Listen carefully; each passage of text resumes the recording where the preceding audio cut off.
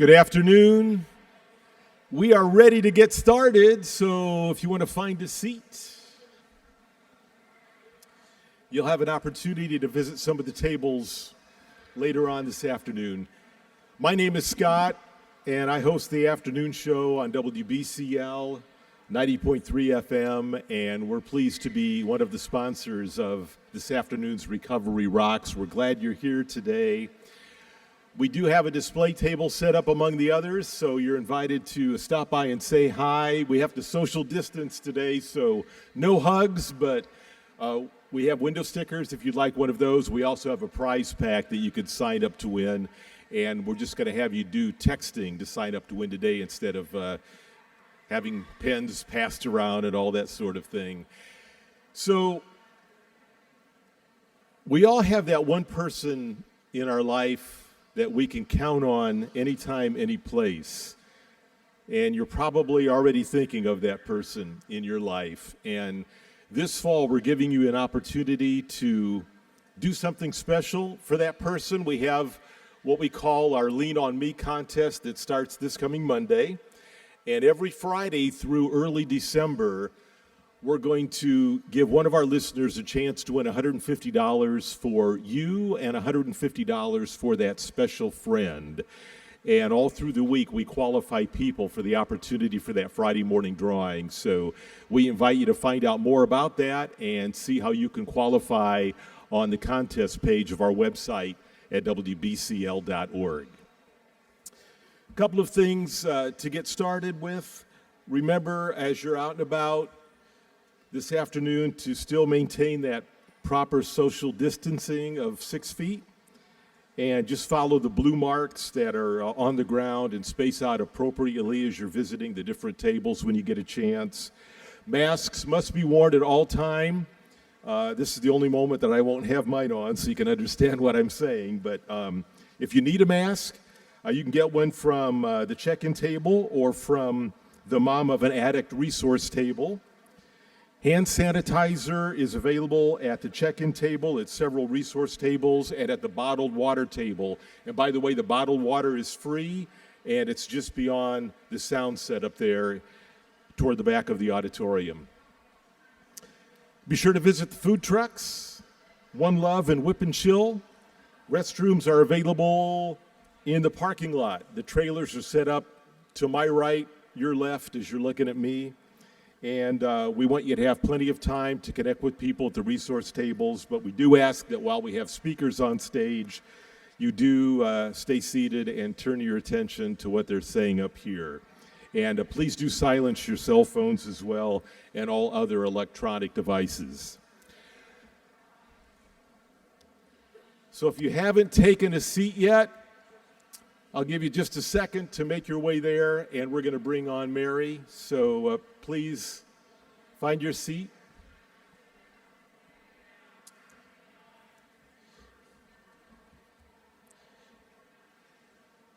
Mary Collins was born and raised in Fort Wayne, a Homestead graduate, received her communications degree from Purdue University. An award-winning journalist, Mary's TV broadcasting recognized both regionally and nationally for delivering the news and for managing newsrooms here in Fort Wayne and also down in Mississippi and over in Illinois. Today, Mary continues sharing stories of success through her media coaching, video consulting, and brand marketing company, Collins Communications, and as a regional sales manager for Indoor Media. Mary is a board member for the Rose Home Recovery House for Women and also active in Fort Wayne's chapter of 100 Women Who Care. And while proud of these achievements, Mary's greatest title is that of mom to her 3 sons, Cameron, CJ, and Sam. As a frequent keynote speaker, Mary plays an active role in recovery, sharing how a public downfall makes her the person she is today. Anyone can soar when all is going great, but it's our walks through the valley that bring necessary change, growth, and humility. So please welcome Mary Collins.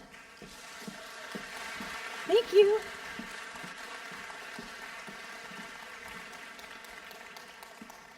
Hi, Thank you very much for being here, is what I want to start to say. It has been a long time since I've had a mic on and presented, and for good reason. So your presence here tonight, it's gorgeous. You could be working in your yards, out enjoying anything, but you made the choice to come out, help yourselves, and help somebody that you know. And even if you're not confronting it now, you likely have something. We all do. It could be control. It could be food. But something in your life isn't serving you like it could. And if tonight's event and my ability to get up here, even though I feel a little sick because I'm used to hosting things that are for others, and this one is all about my journey, helping me and helping you. So that resume and the introduction that Scott so kindly read, while those things are true, that's also kind of like the Facebook presence of who we are. We can put on a great front, but it's the things underneath that really make us the people that we are, the things that we struggle with. So my hardest times in life have always been when I look back and I've grown the most. So whatever cross you have going on, that little voice in the side of your head, and you think it's not serving you, hopefully tonight we can help put that down. These 30 resource tables, I'm amazed at how many wonderful ways that we have to help people. So to help you connect with where I'm at, 8 years ago, right now, I had really lost everything. And most of you got to witness that pretty publicly. And that shame and that guilt of losing my job, my family, my kids, my home, it's really easy to stay in that depth of despair, the guilt, the shame, because I knew guilt and shame. That felt really comfortable for me. And it wasn't until somebody said to me, when are you going to forgive yourself? Because you know God has, and I'm unapologetic about my faith because it's how I got where I am. So whatever power you use to get where you are, go for it. If it works for you, grab it. For me, it is a loving, forgiving God. But he reminded me that God had accepted my apology, and until I forgave myself, I wasn't going to go on and be the mom that I wanted to be, the girlfriend that I wanted to be to Rodney, the friend to Brenda, and for CJ, Sam, and Cameron. I didn't have my kids 8 years ago, and before I walked on this stage, my son, who drove from Bloomington, gave me a hug and told me he was so proud of me. My house was chaotic, and 8 years ago I would have said, quiet. And instead I thought to myself, thank you, God, this is nothing but a miracle. So, yeah.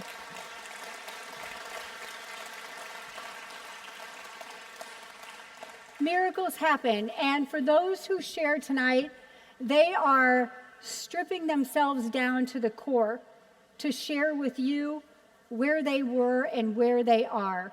And what speaks to CJ won't speak to Rodney and won't speak to Brenda, but you will grab exactly what you're supposed to and carry that with you and help someone and hopefully help yourself. I'm so honored to be here and to be sharing this journey with you because we're all on it together. Today I am sober, and tomorrow I wake up and I hope I'm the same way. So I celebrate what I have right now.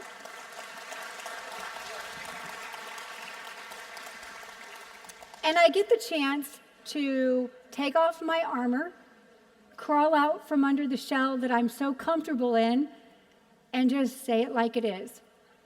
I get to introduce Derek Laliberte. Now, if you see Derek's name, I've always just called him Derek because his name was really intimidating as to how to pronounce. So I'm proud of myself that I actually know it's Laliberte. He is a very dynamic speaker and also has a resume that is extremely impressive. He came to Fort Wayne about 20 years ago with the hopes of being a collegiate soccer life-changing athlete. And he got much more than he bargained for. He met the person of his dreams, his soulmate, his best friend, Amy. They just celebrated 15 years of marriage. Yeah. He has 2 kids. Chase is 10, Avery's 14. He has 6 years of sobriety.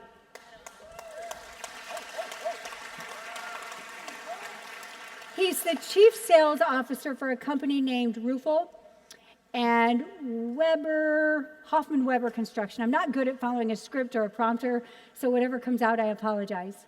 He was named one of Fort Wayne's 40 under 40 back in 2015, and they live in Columbia City. Anyway, it is my honor to introduce to you and to hear the story of Derek Laliberte. And again, my thanks. Grab what you want, leave when you have to, but know that you are not alone and that you're going to leave here empowered, informed, and embraced. Thank you.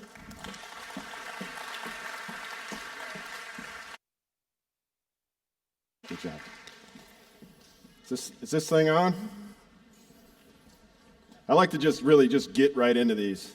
But before I just get right into it, I'm going to tell you a quick story. Right after high school, my grandfather had this company, and it was a lumping company, and nobody knows what lumping is. But lumping is people that unload canisters that come over from overseas. And it's really a crappy job, but it pays pretty good. So me and my 4 high school buddies would go to work every single day, and we'd unload these canisters. You just basically take a box and you put it on a pallet. And then you get paid a pretty good chunk of change, which really sort of feeds whatever it is that you're trying to do after work, which me and my buddies just wanted to go drinking. But our boss, which wasn't my grandpa, was the guy that sort of managed a crew. He was like the foreman. His name, I don't even know his name, but we called him Delano, because he was from a town called Delano. And Delano was always hungover. I mean, every day, just hung over.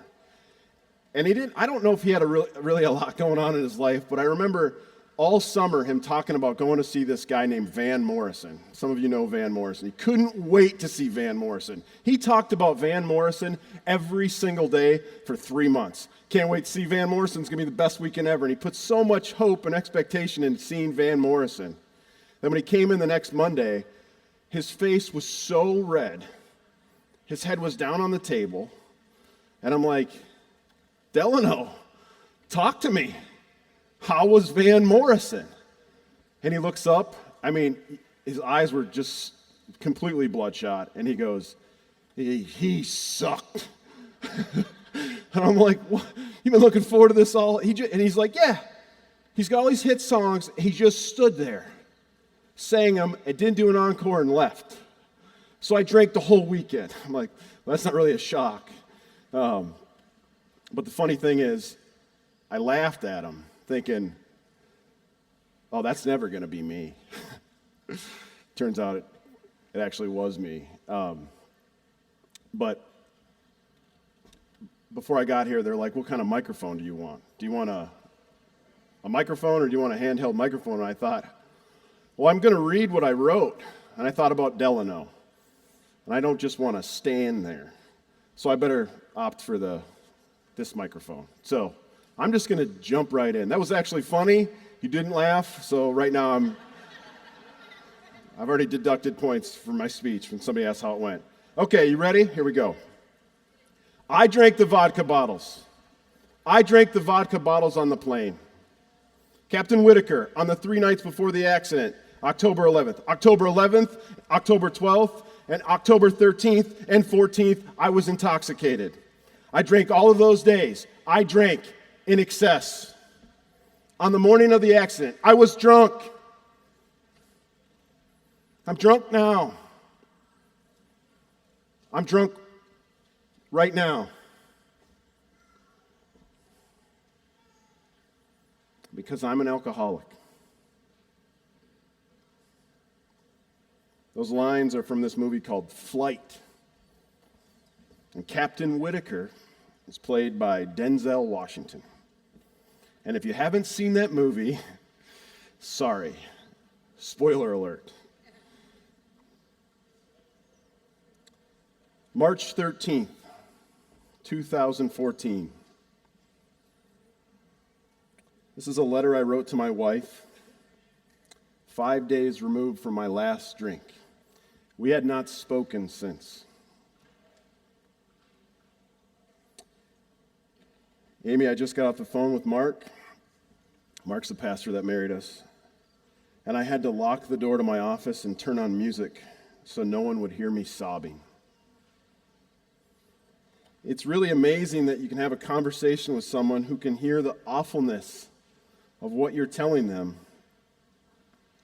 only for them to just pray for you on the phone. In all of my life, I have never felt I needed to feel forgiven or that I wasn't alone. But right there in that moment, it felt different. After we prayed, Mark asked me for a favor. He asked me that throughout all of this, that I not take it so hard on myself. That we are all human. That we have all made mistakes, and whether or not this happens again, we're always going to make them. Always. And for just a moment, I felt this sigh of relief. I could breathe. For the first time in 5 days, I feel as if I don't need to know all these answers. I don't need to control every situation. I just need to have a little faith.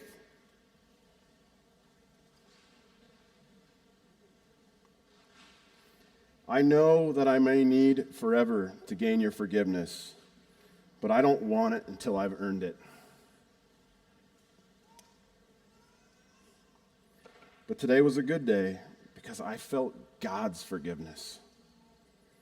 And since I have no idea how I'm ever going to forgive myself,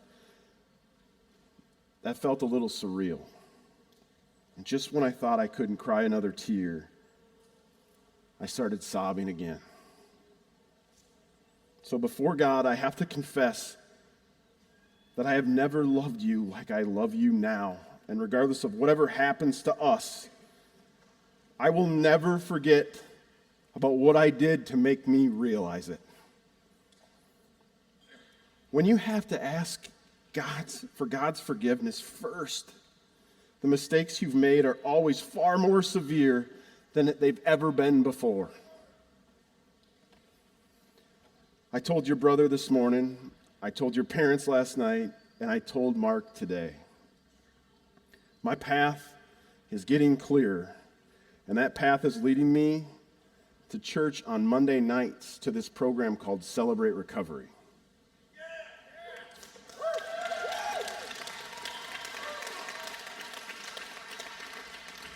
I don't have all the answers, but I promise you that I won't lie to you and tell you it's never going to happen again.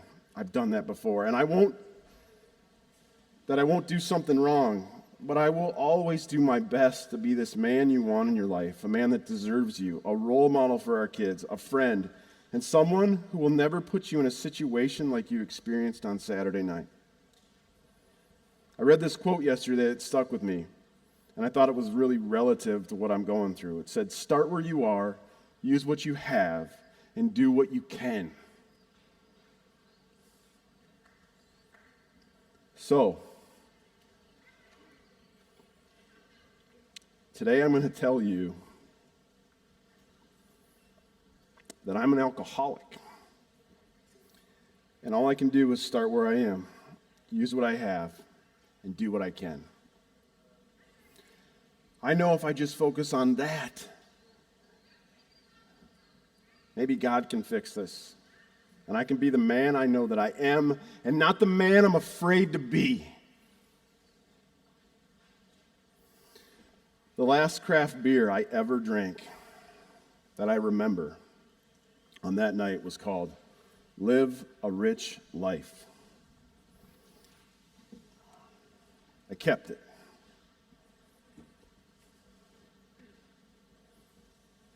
I will never forget what that really means. I love you and the kids more than I can show you right now, but my definition of living richly has forever changed.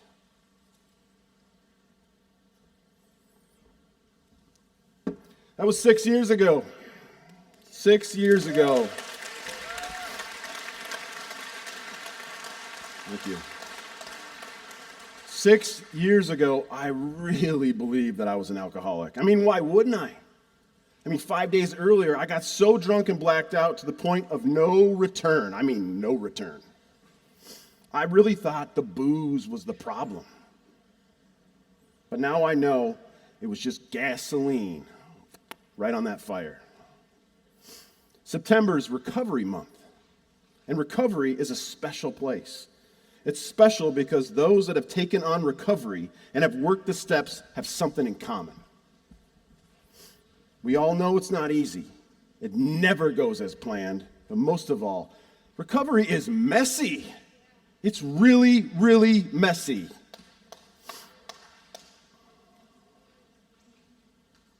Thanks for clapping. All right. 6 years ago, I found Celebrate Recovery. 6 years ago was the last time I had a drop to drink. 6 years ago, I started discovering the true definition of that word, drunk. This is probably the moment that I'm supposed to introduce myself. I know Mary did. She did a great job, by the way. Let's give it up for Mary. What a story. But I should probably say something that provides you with some credibility. But the truth is, I'm so angry. I'm broken. And I need Jesus just as much today as I needed him back then. When I was certain my wife was going to leave me. And I'm still waiting for him to roll out the next chapter of his plan for my life. And maybe that's why you're here, waiting on his plan, desperately wanting to know his plan. Well, take solace in this. You might not know it, but at least he has one. So here's another spoiler alert. I'm drunk. I'm drunk right now. What does drunk even mean? How do you define it? I know what I used to think it meant. I know what you probably think it means. But I'm not sure anymore. Back in those early days of recovery, struggling with the alcohol was much easier to focus on. It was just one thing. Just one thing. And please don't take that the wrong way. There are truly people who severely struggle with alcoholism. And by no means am I downgrading addiction, because that's not what I'm doing. I'm an addict. I'll always be an addict. But please allow me to explain what I mean the only way I know how, through a movie reference. I know my man Clinton in the back's going, oh, another movie reference. How many of you watched the movie, have seen the movie? And if you haven't seen the movie, just raise your hand anyways. Shawshank Redemption. Okay. Just in case you're wondering, I looked it up. It's on TNT tonight, TBS tomorrow, TNT next weekend. It's on CMT, AMT, AMC, CBS. It's all over the place. Okay, good. Do you remember Brooks Hatlin? Okay, well, when Brooksy was finally released from prison after serving nearly his entire life behind bars, like 50 years, he was so afraid of the unknown, he talked about robbing the grocery store he was working at so they would send him back to prison. Like I said, if you've seen the movie, you know who Brooks is and what happened to his character. But the point I'm making is once I figured out how to stop drinking, I was afraid, like Brooks, of dealing with what comes next. So how do you define drunk? It was probably 1998, and I thought my high school girlfriend was cheating on me. So I kicked a dent in my car, and I knocked out the headlight at a party. Turns out I was drunk. In 2000, I moved to Indiana from Minnesota to play soccer. Things didn't go as planned, so I got really drunk. In 2002, I got arrested for drinking and driving. The cops told me I was really drunk. In 2003, I thought some guy was hitting on my fiance at the bar, so I punched him in the face and fought his entire crew in the street. He actually wasn't hitting on her. I was just really drunk. In 2004, I blacked out on a romantic weekend away with my fiance. Turns out I was super drunk. In 2005, on her wedding night, I didn't drink anything, so I wouldn't be drunk. In 2006, mostly on the road for work, just totally drunk. In 2007, we went to Summerfest in Milwaukee. There's really only one thing to do at Summerfest. We saw a few concerts. I threw up in the bathroom at the venue. Turns out I was really drunk. 2008, basically through 2013, I discovered craft beer. And it was a whole new kind of drunk. And finally, on March 8th, 2014, I got so drunk at a euchre tournament with my wife that I came home in anger and completely trashed our house. Best part is, this is the best part, I blacked out and couldn't remember a single thing, and March 9th is my birthday. Happy birthday! That's my best Frosty the Snowman. Trying to liven it up a little bit, okay? And that's what drunk used to mean to me, but not anymore. It's morphed into something completely different. It's anger, it's anxiety, it's depression. It's now the stability of my mental health and all those things that I feed it with. So let me crack one open. It's the state of our economy. It's our political landscape. It's people assuming I think the same way they do. Maybe it's a debate over wearing a mask or taking a vaccine. Or it's the way I feel about hearing our leaders talk to our country. We're not even through politics yet, and I'm already hammered. It's a Facebook debate. It's racial injustice. It's the NFL and NBA taking a stand or not taking a stand. It's my reaction to a mess the kids left behind. It's running from practice to the grocery store to, oh, our mower broke down. Or it's sex, but we can't talk about sex. Maybe it's the way you drive. Maybe it's resentment because my father died. Maybe it's cancel culture. Maybe it's gun violence. It could be the way we treat each other. I had a crappy day at work, or I got too competitive on the basketball court. It's too much to do and not enough time. It's the constant fear of missing out. It's suffering a panic attack. I'm so drunk right now. It's everything. It's all the above. It's messy. It's raw. And it's the true journey of recovery. Because recovery isn't PG-13.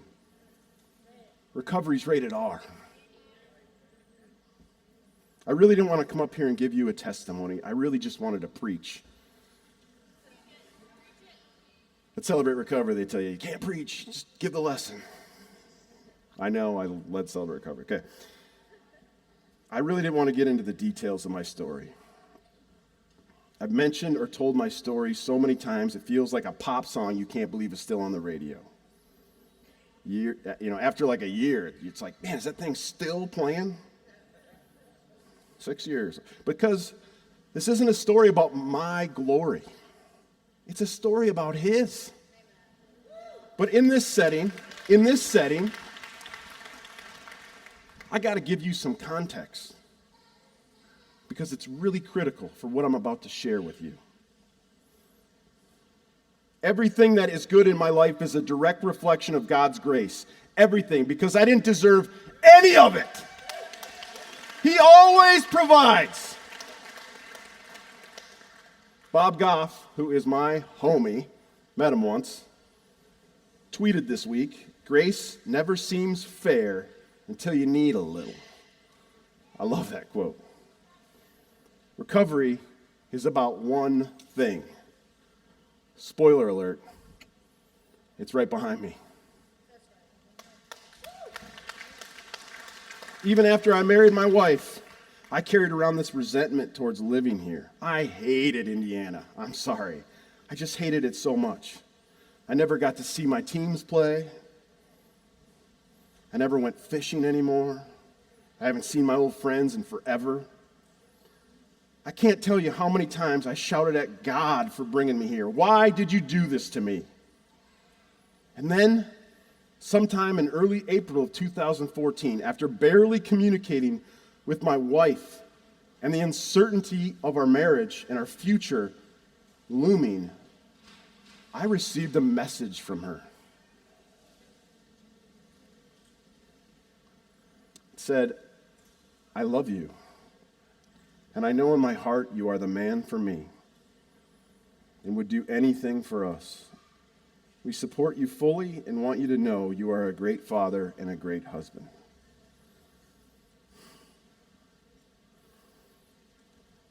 I never promised I was going to quit this time. The only thing different was that I surrendered. I once heard somebody say, God can't be explained, otherwise he would just be a really cool guy. Well, this wasn't something I could explain. After a month of recovery, just 1 month, in April, there it is, hope. For years, I was so resentful of living here, resentful to God, and resentful towards my wife. This wasn't my plan. And it's true, you know, if you want to make God laugh, you should tell him your plans.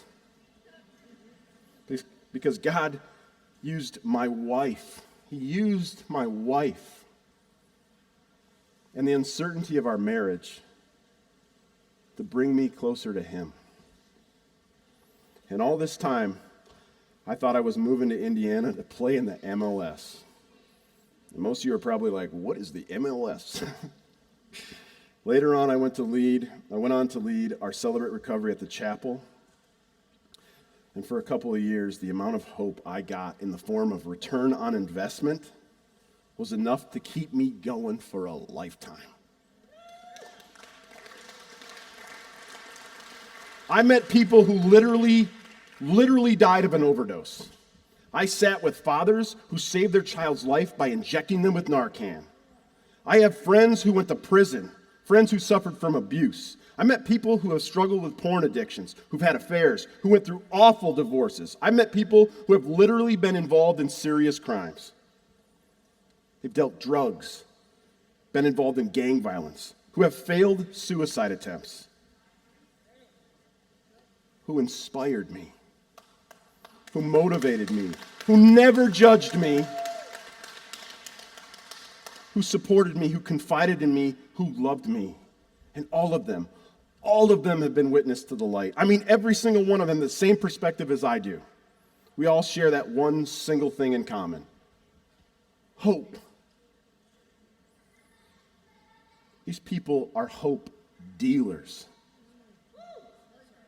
Standing on the corner, straight slanging hope. Hope. Hey man, you need a hit? You want some of this here hope? Hope that you will be rescued. Hope that you will be renewed. Hope that you will be reassured. Hope that you will be resurrected. Hope that you will be reunited. Hope that you will be restored. Hope that he will return. Hope, my man. We got an unlimited supply. This is what I meant when I said I wanted just to preach. Hope. It's the one single thing I want to talk about constantly, because anybody that's known recovery believes in it. Wherever you find a recovery program, you will find it. I'm filled with it. I've witnessed God work too many miracles in not only my life, but others' lives. Andy Dufresne, Shawshank again, once said that hope is a good thing, maybe even the best of things. But I like this one better. Now faith is hope and confidence in what we hope for and assurance about what we do not see. When I first started recovery, up until the time I stepped down from leading a recovery program, I'd either ask myself or I'd be asked, hey, is there a testimony tonight at Celebrate Recovery? If so, hey, could you tell me what the topic is? And then I would just kind of chuckle, like, because I knew the answer would be the difference on whether someone might come to listen or just stay home. Hey man, if it's another person who struggles with pride or anxiety, I just can't go because it's impossible to relate. Just sit down and listen, bud. After a few years, those are the testimonies. Those are the ones that are going to get you, because it's probably their third, fourth, maybe it's even their fifth iteration of their testimony. If you've ever taken a hit of hope, pay attention. These are the stories that are filled with it. Pride, mental health, codependence. Those aren't always the reasons people walk through the door of a recovery program. They're the reasons that lie underneath that addiction. And as the ministry leader of Celebrate Recovery, like somebody told me I need to say, I just looked at him and said, "See you Monday," which was the night of Celebrate Recovery. For those of you starting recovery, supporting someone in recovery, or well into your own recovery journey, I want to encourage you to tell your story more. Be open about it, be vulnerable, and watch how God works in your life. The same way God used my wife Amy to bring me closer to Him, He is going to use you. Have you ever been used before? Being used sucks. But now when it's God, if you're looking for a sign of how God will use you, take a look around. There's 30 some odd booths back there loaded with ways God can use you. Look at the way God used Jennifer and mom of an addict. Her last name is Hope. I mean, if you really need a sign, it's Hope. In the middle of a pandemic, right here in the heart of civil unrest, in a world that needs Jesus more than anything. And sometimes, the only way I know how to show someone is by telling my story and slanging a little hope. You got to get comfortable being uncomfortable. You have to share your story. And I'm not talking about putting your story on Facebook. I'm talking about sharing your story with the ones you love. I can't tell you how many times I've been contacted by someone who has a son or a daughter or a friend or a wife or a husband, and they want me to talk to them. And I'm happy to do it. But you also need to do it. And I know you've tried, but you need to go with them. You need to work on you as well. Seek that sovereignty of God together. Every time you tell your story, every single time without fail, this is exactly what happens. The room's going to clear out, people are going to leave, and then out of nowhere, boom, you're going to make eye contact with some guy in the back corner. It's the one person who's been waiting for a sign from God to come clean. And when they approach you, it will sound a lot like this. "Hey man, can I talk to you? What you said is something that I really can relate to." And make no mistake, right there in that moment, that's hope. That's hope for you, and that's hope for them. There's one line that I purposely left out of that exchange between Captain Whitaker and the hearing board. So another spoiler alert. Just before he confesses his alcoholism to a group of his peers facing certain judgment, Captain Whitaker says these 3 words: "God, help me." Peter once said something similar as he stepped out of the boat to approach Jesus on the water. "Lord, save me." If you know the story, you'll know that as soon as Peter begins to sink in the water, Jesus immediately reaches out his hand and catches him. "You of little faith, why did you doubt?" So if you're here tonight and you're doubting, check your faith. Check your faith. Thank you for attending Recovery Rocks 2020. And thank you, Jennifer, for putting this all together. It's just an incredible event. If you want to hear more about my story, I'm actually going to be on Restoration Road tomorrow with Mitch Cruz at 7:30 in the morning. And if you think of someone who could benefit from hearing this talk, I'm actually giving it again at Celebrate Recovery on Monday night. So, thank you.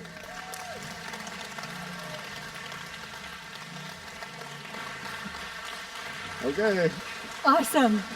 Good. Awesome.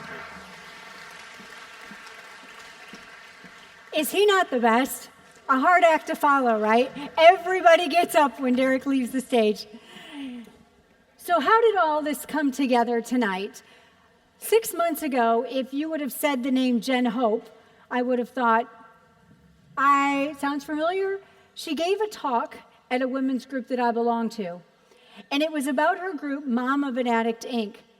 And I was so moved by her words, her vulnerability, her courage to share her deepest, darkest struggles. They spoke to me. I wrote her a note. I didn't think she knew who I was, but I wanted her to know how much her words and her mission meant to me, to our community. And then she wrote back and she said, would you be willing to be vulnerable enough to introduce our event tonight? And I thought, oh man, I've done it. I thanked her and now I've put myself in this position. She's incredible. The way she's organized this event, wanting no praise whatsoever, the more you talk to her, the more you're going to want to know her.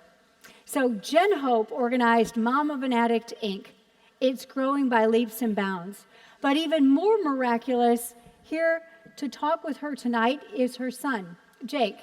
He's 27. He's a new dad, and he is in recovery. He's working with intake with a rehab facility called Jacob's Ladder that we're going to learn more about. And if you don't believe in miracles, well, I've got two that I want to introduce to you right now because they do come true. So here is H.O.P.E and Jake Burgess.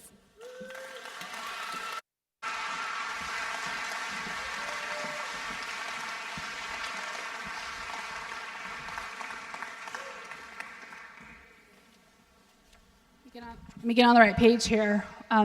Wow. Thank you, everyone, for being here. I look out, and I'm just overwhelmed. I'd like to thank Sweetwater for letting us use this outstanding venue today to hold Recovery Rocks. I'd like to thank their whole team, Alyssa, Drew, and everyone else involved with making today possible.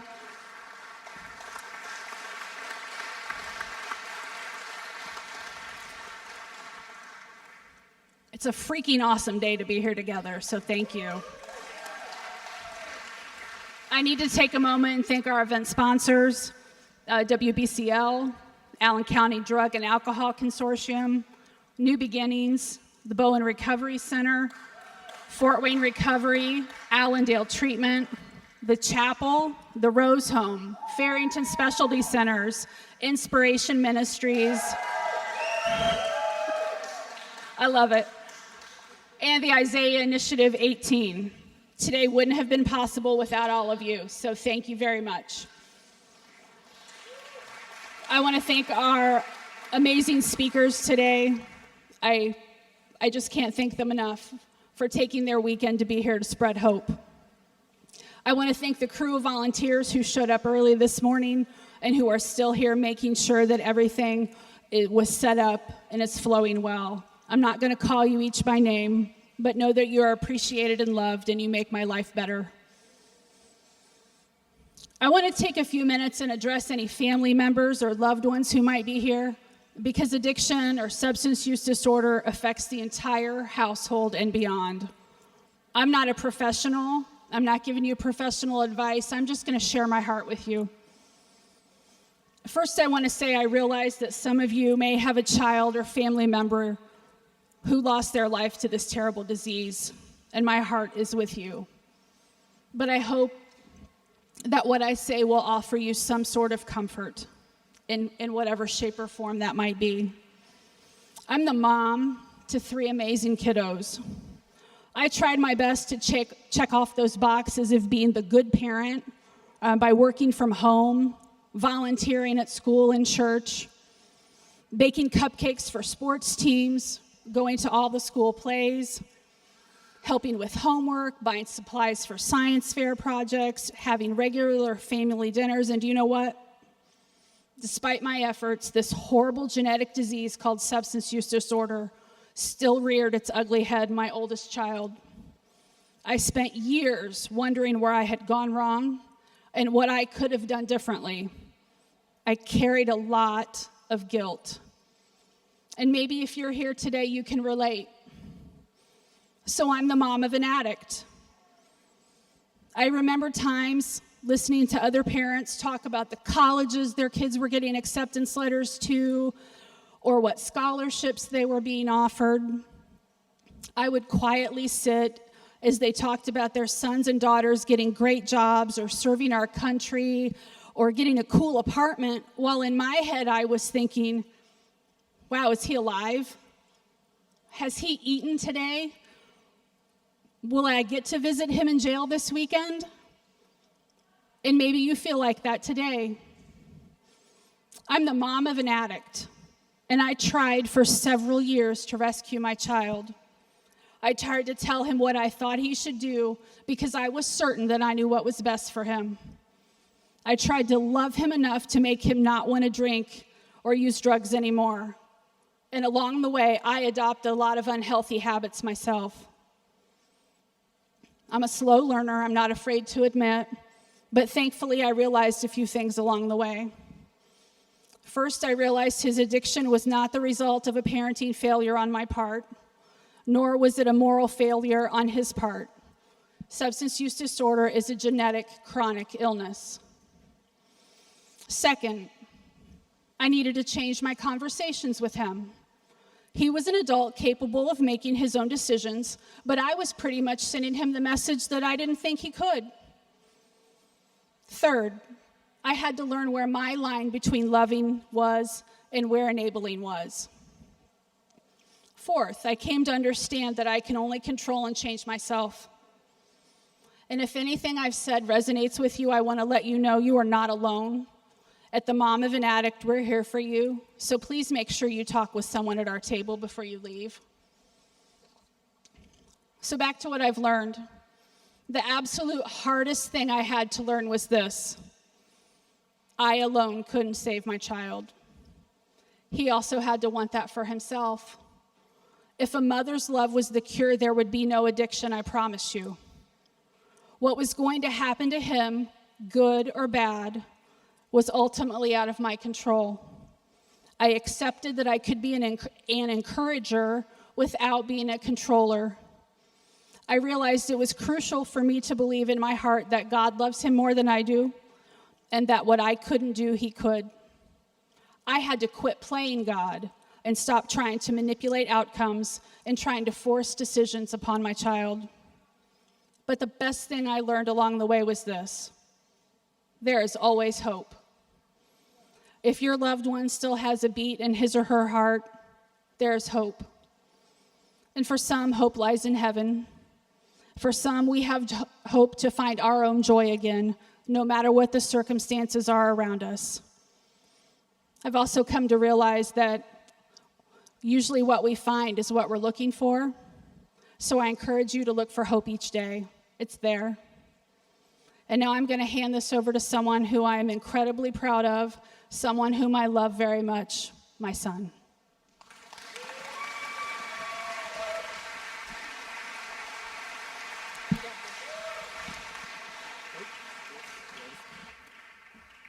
Can you guys hear me? Okay, cool. All right. I'm an addict named Jake. I see I have some friends. My clean date is May 7th of 2017.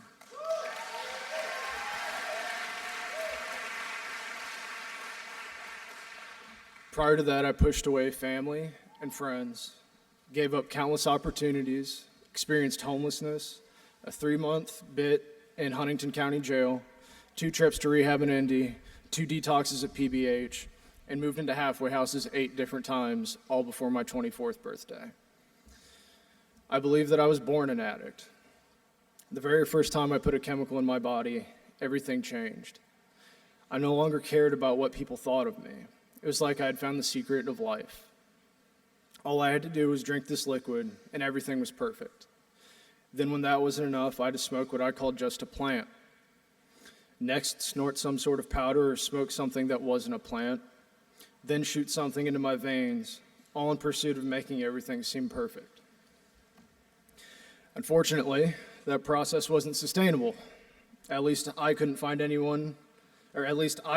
way to make it work, and I haven't met anybody else who has. Eventually, I would come down and be left to deal with the wreckage that I had created on my run. During my active addiction, I did whatever I could to escape, regardless of the consequences. I did drugs I said I would never do in ways that I said I would never do them. It was easier to change my perception of reality than to do something to actually change it. I felt so alone, and that nobody cared, and that I was destined to die from my disease. Those were lies. Lies that addiction whispered to me in my own voice. The truth was and is, I was never alone. At every step of the way, someone was there for me. I just didn't realize it. There was always someone who cared. Addiction did not have to take my life. All I had to do was become willing to accept the help that was right in front of me. There's some names that I've forgotten along the way, and some that I remember very well. They all led me on my path to recovery.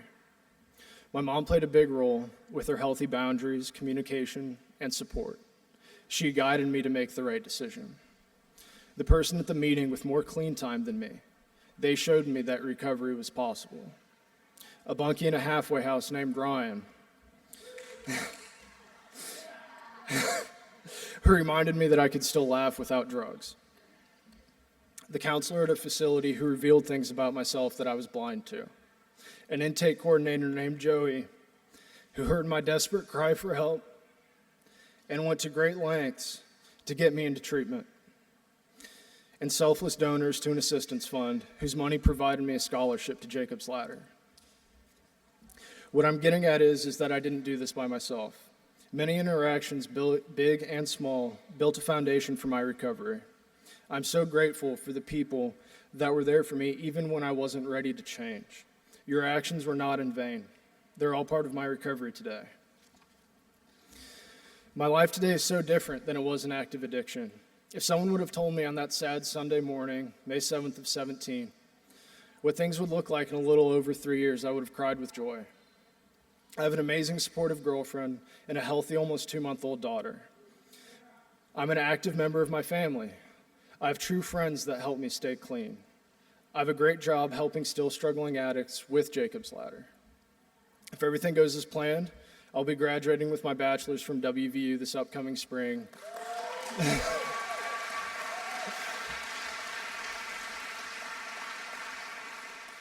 And hopefully getting into law school next fall.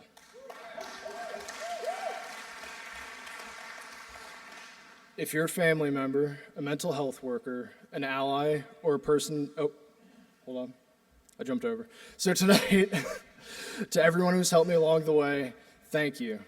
Thank you for never giving up. Thank you for being there when I needed help. Thank you for being there to celebrate with me as I've grown in my recovery.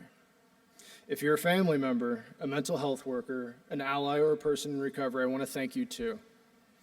Thank you in advance for your actions and persistence that might help to save and change someone just like me, an addict.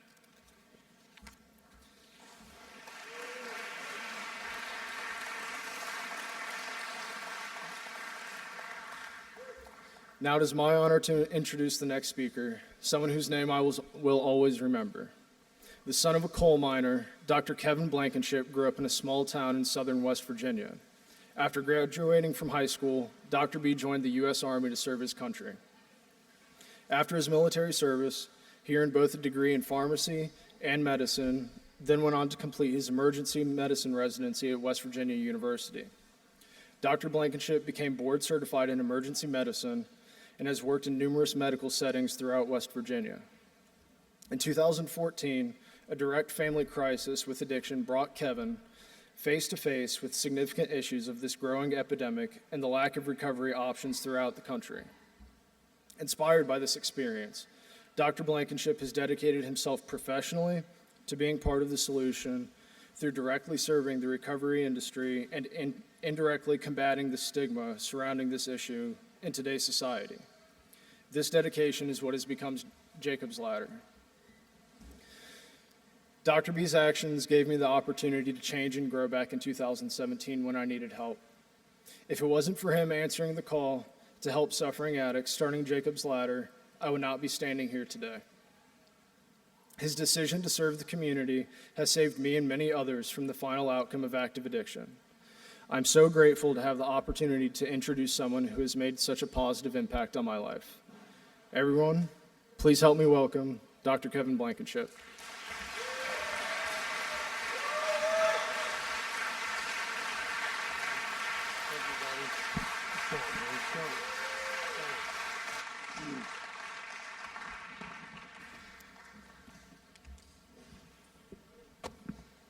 There goes a true mountaineer right there. West Virginia mountaineer. He's adopted.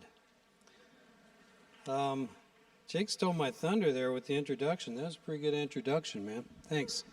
Welcome, everybody. I'm so glad to see so many people out here right now, especially considering what we're going through with COVID and this health crisis that we're dealing with right now. It's tough to get out. It's tough to get about. It's tough to gather.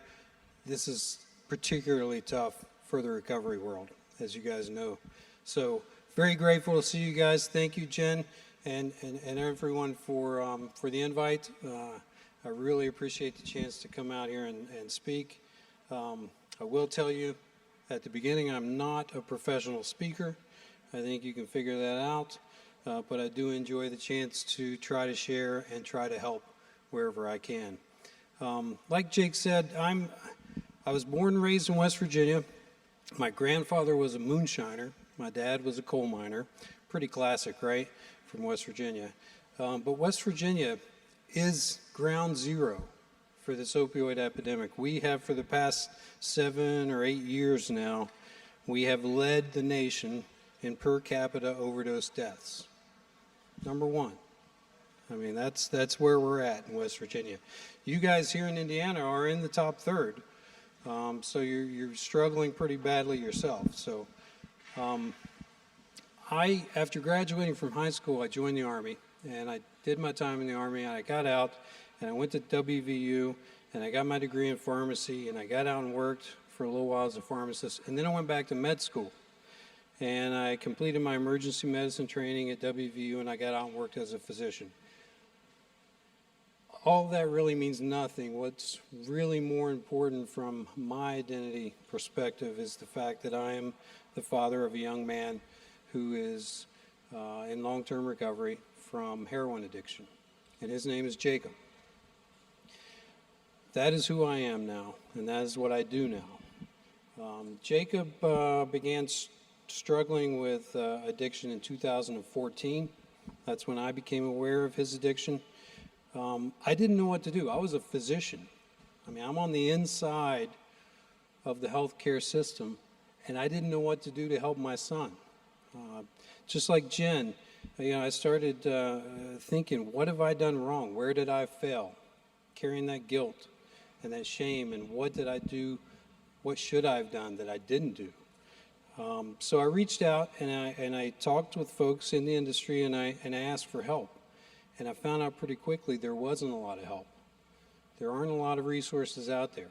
Here I am on the inside, and I can't get anybody to help me with my son. So we got him in a clinic to speak with some behavioral health folks. We got him in a medicated assisted treatment program, and he did well for several months. And then he relapsed really, really hard. And that's when I figured out this isn't going to be just an easy fix, like everything else had seemed to be in my life. So I really, really started focusing then on what can I do? How can I get involved to help this young man? Because when he relapsed, he went down hard. I'm lucky to have him alive, but he really, really went down hard. And I remember standing in our kitchen, and I was so full of just despair, because I thought, I can never be happy again because my son is this unhealthy and I don't know how to help him. And so, the focus of this event tonight is hope. And I found some hope that day. I found hope in that if I could do something myself to help my son and help others like him, maybe I could save his life.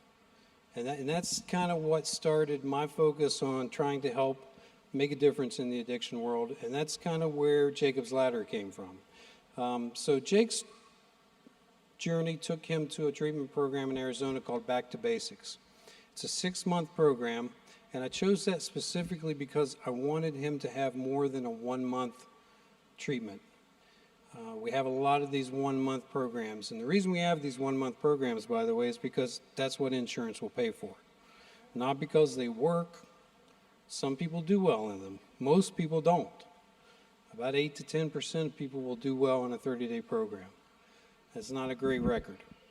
So I found a 6-month program for him out in Arizona. I sent him to it, and then after that, he completed another 2 years of sober living. He's now 5 years in his recovery. He graduated from WVU. Thank you. I'm really proud of him, and I'm proud of that other Jake as well. They're both employees of Jacob's Ladder right now, and they're both finishing their degrees. Jake is his degree is in psychology, and he's wanting to go into counseling. So my hopes for him have come true. He's doing great. He's doing wonderful. But I know that every day is a blessing for me and for him in his recovery. So I don't take anything for granted. But his recovery coincided with me trying to think, how can I help? And that's when I came up with the idea for Jacob's Ladder. Now, I'm not here to sell you on this program of Jacob's Ladder. I'm here to tell you our experiences there and to share with you the hope that people can heal. There's no doubt that this is a disease. This is a profound brain disorder, but people can heal, okay? I want you to know that because you got to have that hope. So Jacob's Ladder is a 6-month program. It revolves around a farm, a working farm. We have cows, we have chickens, we have hogs. We do the whole 9 yards. We do the gardening, we do all those things. And what we've done in this program is we've thrown everything at the wall to see what would stick. So our guys are immersed in 12 steps programs, all of them. We introduce them to everything, including Celebrate Recovery, including Smart Recovery, NAAA. So they go to all those, so in hopes that something's going to speak to them. I don't want to be dogmatic and say this is the only way. I want them to find a way, because if they don't believe in it, they're not going to take it with them. So they get the 12 steps exposure. They get traditional psychotherapy, CBT. They get trauma therapy with EMDR, with our trauma therapists. They get exposed to music and arts therapy. We have yoga therapy. We have mindfulness, really, really, really important, mindfulness. I want you guys, if you haven't looked into mindfulness training and mindfulness practices, read about it. Read about it and learn about it, because it changes the way your brain works, and it's really important. We have an outdoor Rex program. We are family inclusive, so we bring the family in for several sessions because this is a disease, this is a problem that everyone shares. It's not just for the person suffering from the addiction. And we also have a pretty robust alumni association, and that's really important for the guys when they get out so that they have that sense of family and inclusiveness. More important than any of those things that I just rattled off is the fact that it's a 6-month program, in my opinion. Time is what is required for the brain to heal. It's not just going to happen. I mean, think about this for a second. When you are suffering from addiction and you're lucky enough to get admitted to an inpatient program for 30 days. So the first 10 days of that, you're in withdrawal, right? You're detoxing. Then you've got about 20 days left to establish some kind of therapeutic relationship with the staff there and try to start addressing all the reasons for your addiction. Addiction just doesn't happen in a vacuum. It's so complex. There are environmental, genetic reasons. There's all kinds of reasons for addiction. But one thing that we're finding out is that it's related to trauma. I know you guys have heard a little bit about this in the past, I'm sure. Trauma is at the root of almost all addictions. And if it wasn't at the root of the addiction, it is after you're addicted. Because the trauma of addiction, I mean, think about this for a second. If you're a normal person, all right, think about the fact that you're watching your friends overdose and die on a regular basis. Think about the fact that you've been living on the streets, that you've been selling your body, that you've been stealing from your parents. All of these things that you've had to do to support your addiction traumatizes you. And so trauma affects everyone who suffers an addiction. No ifs, ands, or buts about it. So we address that at Jacob's Ladder. It needs to be addressed in every treatment program. If it's not being addressed, I think we're definitely shorting our folks. I want to talk for just a minute or two, and I'm trying not to get too science-based in all this, although when I am asked to speak, that's typically one of the things I touch on. The neuroscience of addiction, just for a minute, because there's this dopamine reward system in your brain. Have you guys heard of dopamine reward system, anybody? So you know a little bit about it. This is a normal process in our brain as human beings. All right, it tells us from caveman days on up to now, it tells us to go after something that is pleasurable, right? So if it's sugar or if it's mating or whatever it is, if it's pleasurable, the brain has this loop that is fired by dopamine, and it tells itself, do that again, do that again, do that again, all right? And that's for our survival. So it's a normal process. What happens in addiction, especially when you're talking about opiates, is that dopamine system is hijacked and the dopamine levels go up 100-fold from where they were for things that are normally pleasurable for us. And so it's interesting when I talk to people and you talk to someone off the street and they don't understand addiction and they just get pissed about it. They just get angry about it. I don't understand it. Why don't they just stop? Why don't they just stop? I mean, why are they they're making the choice to use. Why don't they just stop? And the fact that that doesn't make sense to most people lends a little bit of insight into how hard it is to beat an addiction. Because if you could just stop, you would just stop, right? I mean, it's a pretty simple question. Why don't you just stop? You can't. You can't stop. That reptilian part of your brain that tells you to breathe, for instance, you're all breathing right now, but you're not thinking, oh, I need to take another breath, right? You're just breathing. It's the same thing with addiction. It's in the same central area of the brain where it's no longer a choice. It's no longer a thought. It is something that you literally have to do in your mind or you'll die. You have to do it. You have no choice, right? So that's the dopamine reward loop, and it's something, you read a little bit about it, study about it, just so you know that there's nothing magical about this. This is actual science. And the interesting thing about science and addiction is that for years folks who suffered from alcoholism and addiction, they were always marginalized communities, and we ignored mental health in general and addiction specifically. In the health professions, we ignored it. No one put money into it. No one put research into it. No one really cared about it until the last 15 years or so. And that's because middle-class white kids are dying. All of a sudden, it's a big deal. My son is one of those who struggled. But that's important to recognize because we are so far behind on where we should be. We're catching up now, but we're so far behind where we should be. And that's a shame because we've let a lot of people die when we weren't trying to figure out how to fix this. The other reason that we weren't able to figure addiction out is because we didn't have the neural imaging that we have now. So the techniques that we can study the brain with now are much greater than they were 20 years ago. So I say that to give you hope once again because the study of addiction is really, really taking off right now. There's a lot of good things going on out there. At WVU, West Virginia University, they just did the first neural implant into the brain to block that dopamine loop that I'm talking about. This is a kid who actually went through our program once upon a time.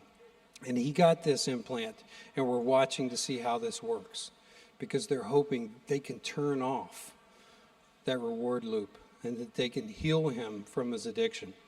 So it's pretty exciting stuff to watch.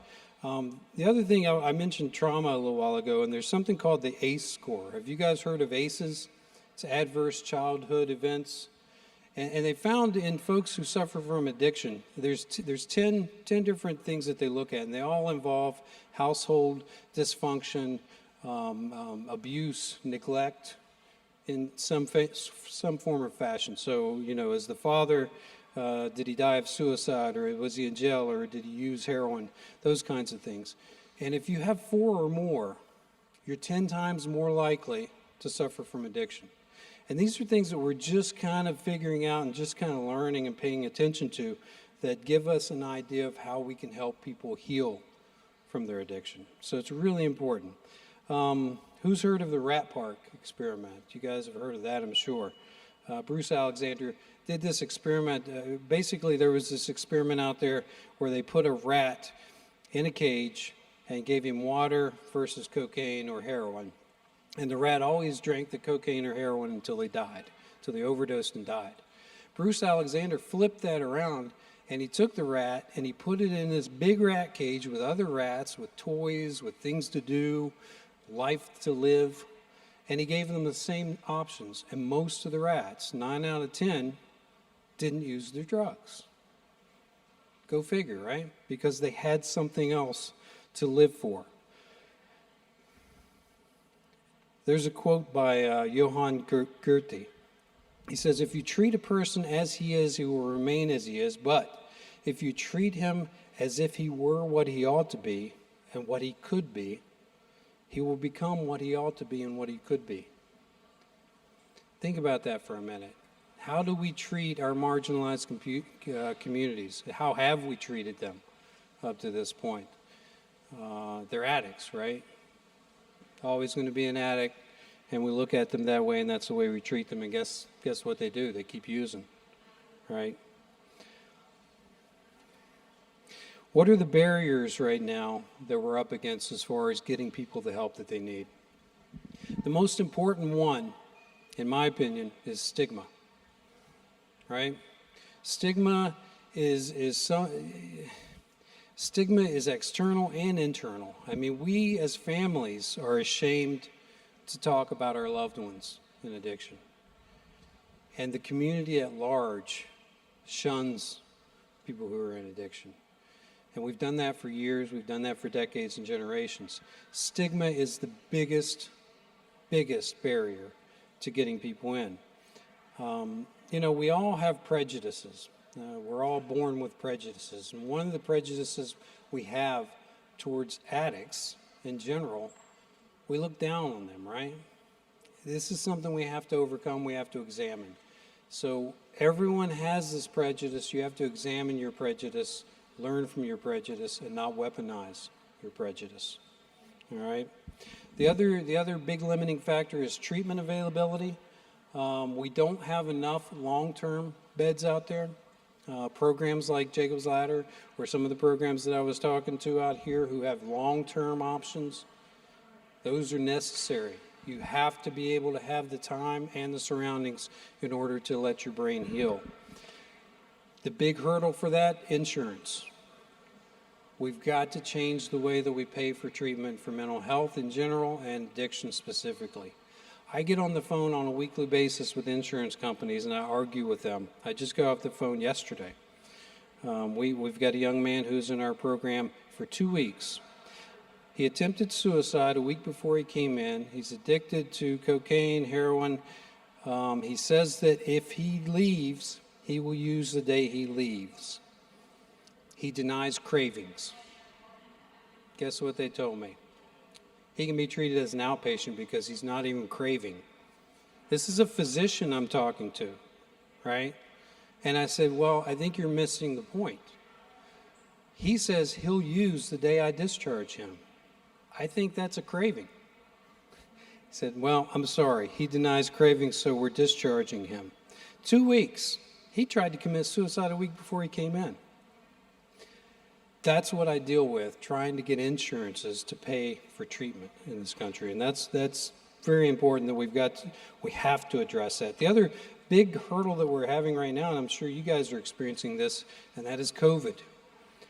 So much of recovery depends on connection, human connection, right? That's part of the reason we're in the trouble we're in right now from an addiction standpoint is the lack of human connection.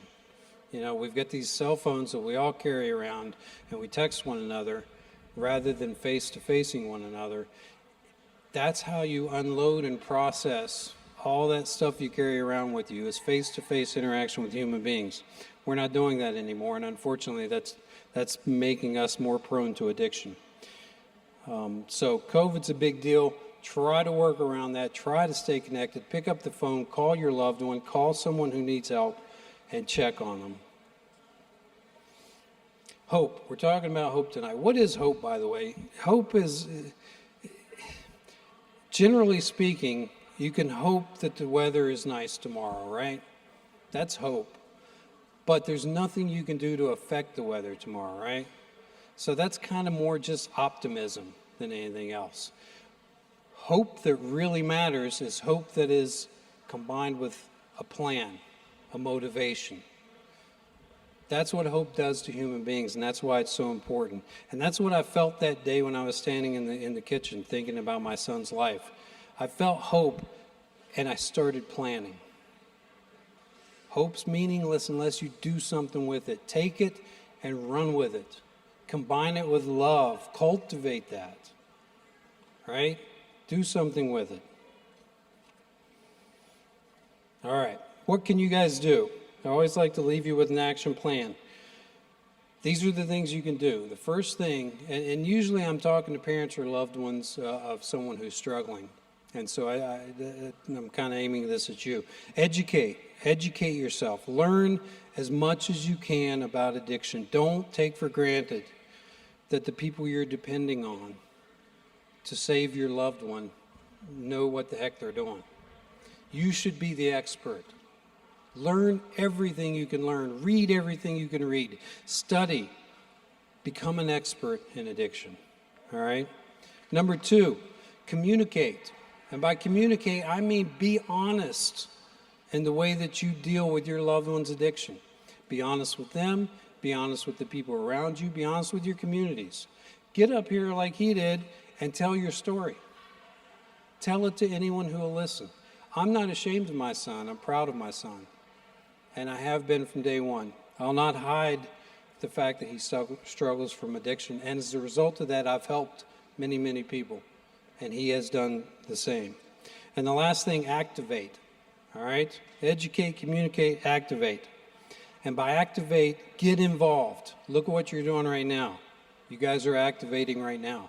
And if you can't do what Jen's done and start this local recovery program, or if you can't start a program like I did at Jacob's Ladder, if you can't do any of those things yourself, then get involved by donating, by talking with folks, by sharing your story. Whatever you can do to help, go out there and help. It's important because we have to work together in order to solve this. I'm going to leave you guys with one more quote.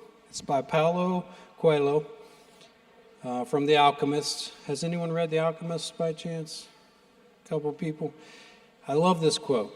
To me, this is what Jacob's Ladder is about, and this is what I think the world should be about. When we love, we always strive to become better than we are. When we strive to become better than we are, everything around us becomes better too. With that, I'll leave you. Thank you very much.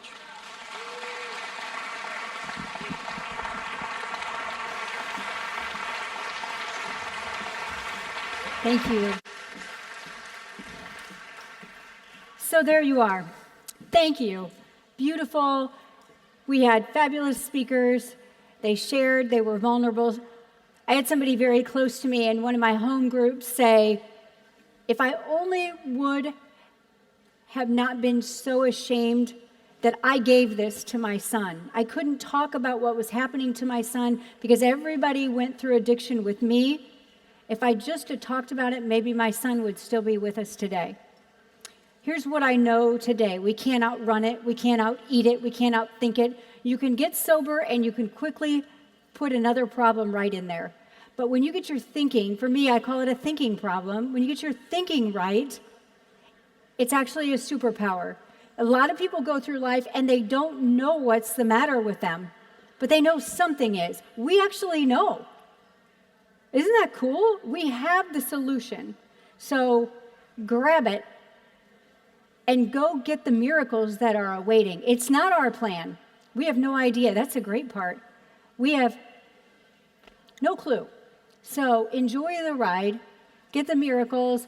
If you need help right now, there are a number of resources here. If you think, that's me, I just want to talk to somebody, Fort Wayne Recovery, the Heart Team, any of these individuals will get you right where you need to be. I can't thank you enough because your presence has helped me immensely.